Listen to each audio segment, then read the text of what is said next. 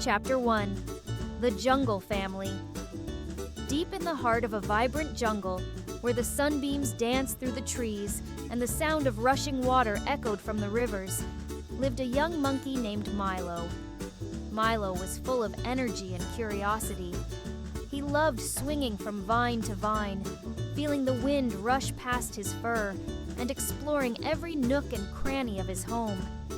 Milo wasn't alone, though. He had many friends.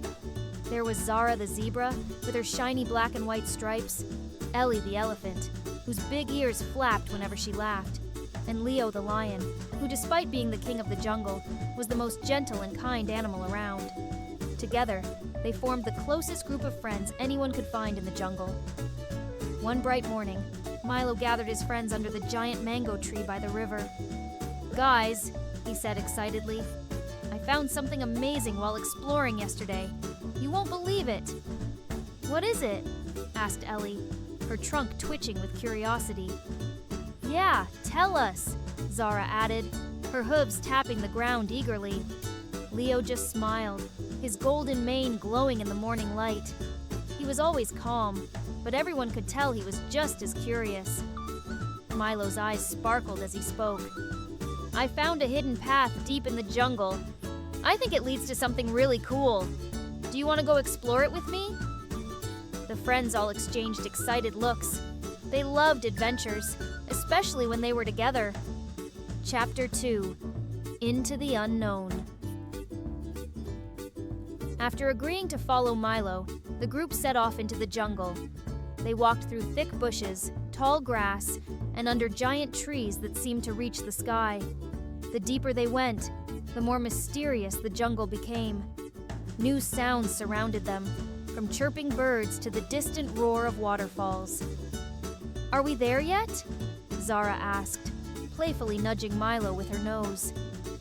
"Almost," Milo said, glancing back at his friends with a grin. Suddenly they reached a clearing they had never seen before. In the middle of the clearing was a huge stone door, half covered by vines and moss. "Whoa!" Ellie gasped, her trunk lifting in awe. "What do you think is inside?" Leo stepped forward, examining the door. "It looks old. Maybe it's a forgotten part of the jungle," he said, his deep voice full of wonder. Milo, always the brave one, walked right up to the door. "There's only one way to find out!" With that, he pushed against the heavy stone. Slowly it began to creak open, revealing a dark tunnel inside. Chapter 3. The Secret Kingdom. The group hesitated for just a moment before stepping inside. The tunnel was long, and the air felt cool and damp, but Milo's bravery led the way, and soon they found themselves in an enormous underground chamber. What they saw made their jaws drop. In the middle of the chamber was a glowing tree, its leaves sparkling like diamonds. Around it were dozens of animals they had never seen before. Colorful birds, tiny glowing insects, and even a small leopard with shimmering fur. "Where are we?" Ellie whispered, her big eyes wide. A voice spoke from behind the tree. "Welcome to the hidden kingdom of the jungle." The friends turned to see an old parrot perched on a branch. His feathers were bright with the colors of the rainbow, and his eyes sparkled with wisdom. "I am Pasha," the parrot said. "I guard this ancient place, where only the bravest and kindest animals can enter. You, my friends, have found it." Milo stepped forward. "What is this place?" Pasha smiled. "This is a secret part of the jungle, where magic and nature come together. The tree you see here is the tree of wisdom. It holds the knowledge of the entire jungle. Only those with pure hearts can find it. And now that you are here, you may ask the tree for one piece of wisdom each." The friends couldn't believe it. They had stumbled upon something truly magical. Chapter 4. Wishes and Wisdom. Each of the friends took turns standing before the glowing tree, asking it a question. Zara went first. "Tree of Wisdom," she began. "How can I run faster than the wind?" The tree's leaves shimmered, and a soft breeze blew through the air. A voice whispered from the branches. "Zara, you already have the speed you seek. Believe in yourself, and you will run like the wind." Zara smiled, feeling a newfound confidence. Next was Ellie. She stepped forward, her large ears flapping nervously. Tree of wisdom, how can I be brave like the others? The tree rustled gently, and the same soft voice spoke. Ellie, bravery is not about size or strength. It's about standing up for what you care about, no matter how scared you are. You are already brave. Ellie's heart swelled with pride. Leo went next. Tree of wisdom, how can I be a better leader for my friends? The tree's glowing leaves twinkled. Leo, the best leader is one who listens and cares for others. You are already the king of the jungle because of your kindness and wisdom. Trust in that. Finally, it was Milo's turn. He stepped up to the tree, thinking hard about what he wanted to ask. Tree of wisdom, Milo said. How can I protect my friends and make sure we always stay together? The tree glowed brighter than ever. Milo, friendship is the strongest bond in the jungle. As long as you care for your friends and help them, your bond will never break. You are already their protector. Milo grinned. He knew the tree was right. Chapter 5. A New Beginning. After receiving their wisdom, the friends thanked Pasha the parrot and left the hidden kingdom. As they made their way back through the jungle, they felt stronger and closer than ever before. They had discovered a magical place, but more importantly, they had discovered something within themselves. As the sun began to set, they reached their favorite mango tree once again. I can't believe we found the Tree of Wisdom, Zara said, her eyes sparkling. I know, Ellie agreed. I feel so much braver now. Leo smiled at his friends. We make a great team. Milo, swinging up into the branches, looked down at his friends with a playful grin. And the best part? Our adventures are just beginning. The jungle around them seemed to hum with excitement as the friends settled down, ready for whatever new adventure tomorrow might bring. Together, they knew they could face anything. And so, the great adventure of the jungle had only just begun. Chapter 6. The stormy night days passed since the friends discovered the hidden kingdom, and they often gathered under the mango tree to reminisce about their incredible journey. The jungle seemed more alive than ever, as if the adventure had awakened something magical in every corner of their world. One evening, the sky turned a deep shade of gray, and a heavy wind began to sweep through the jungle. The trees swayed, and the birds flew low to the ground, sensing a storm on the horizon. We'd better head home, Leo said, his golden mane rippling in the wind. This storm looks serious. I'm not scared of a little rain, Zara said, prancing in place. Even she knew that storms in the jungle could be dangerous. Just as they were about to head to their separate homes, a loud rumble echoed through the air. It wasn't thunder. It was the sound of something crashing down in the distance. Did you hear that? Ellie asked, her big ears twitching nervously. It came from the north, Milo said, his keen ears picking up the sound. We should go check it out. Leo hesitated. It could be dangerous. But Milo's adventurous spirit couldn't be stopped. We're stronger together, remember? If we stick together, we can handle anything. Reluctantly, the others agreed. They set off through the jungle, the wind howling around them, and the sky growing darker with each step. The rain started to pour, soaking their fur and feathers, but they pushed on, determined to find out what had caused the noise. As they approached the northern part of the jungle, they came upon a scene of devastation. A huge tree had fallen, its massive trunk blocking the river, causing the water to overflow and flood the surrounding area. Oh no! Ellie cried. The river's flooding! It could wash away all the small animals' homes! We need to do something, Zara added, her stripes glistening in the rain. Milo nodded. We have to move the tree. If we can get it out of the way, the water will flow normally again. Leo stepped forward. I'll push from one side. Ellie, you and Zara push from the other. Milo, you guide us. The group worked together, using all their strength to push against the fallen tree. The rain made everything slippery, and it seemed like the tree was too heavy to move. I don't think we can do it, Zara panted, her hooves slipping in the mud.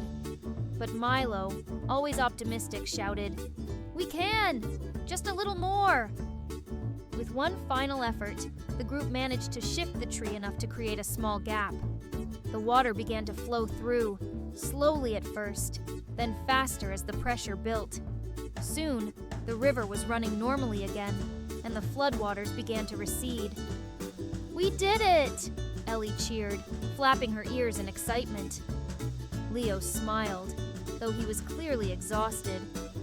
"We make a good team," Milo grinned. "Told you we could handle it." As they turned to head back home, the storm finally began to let up. The rain slowed to a drizzle, and the sky started to clear, revealing a beautiful rainbow stretching across the jungle. "Looks like the jungle is thanking us," Zara said, gazing up at the colorful arch. Together they made their way back to the mango tree, proud of what they had accomplished. The storm had tested their strength, but once again, their friendship had seen them through. Chapter 7. The Stranger in the Jungle. A few days after the storm, the jungle returned to its usual peaceful state. The sun shone bright, and the animals went about their daily routines. But something strange was happening. Milo noticed that some of the smaller animals were acting differently. The birds seemed jumpy, and the rabbits and squirrels were unusually quiet. "Have you noticed how quiet the jungle is?" Milo asked his friends one afternoon as they gathered under the mango tree. "I have," Ellie said, her trunk curling with concern. "Even the frogs at the pond have been hiding." Leo frowned. "That's not like them. Do you think something is wrong?" "I don't know," Milo said, scratching his head. "But we should find out." The friends set off to investigate, moving deeper into the jungle, where the trees were thicker and the shadows seemed to stretch forever. As they approached a dense patch of bushes, they heard a rustling sound. "Who's there?" Leo called, stepping forward protectively. Out of the bushes stepped a small, scruffy-looking animal. It was a meerkat, his fur muddy and his eyes wide with fear. "Please don't hurt me," the meerkat squeaked, cowering before the group. "We're not going to hurt you," Zara said gently. "What's your name?" "I'm Max," the meerkat said, still shaking. I've been hiding because there's something dangerous in the jungle." The friends exchanged worried looks. "What kind of danger?" Ellie asked. Max looked around nervously. "There's a group of poachers. They've set up traps and are capturing animals. I barely escaped." Milo's heart sank. Poachers were humans who came to the jungle to capture animals for their fur, tusks, or other valuable parts. They were a threat to the entire jungle. "We have to do something," Leo said, his voice firm. "We can't let them harm anyone else." "But how?" Ellie asked, her trunk trembling.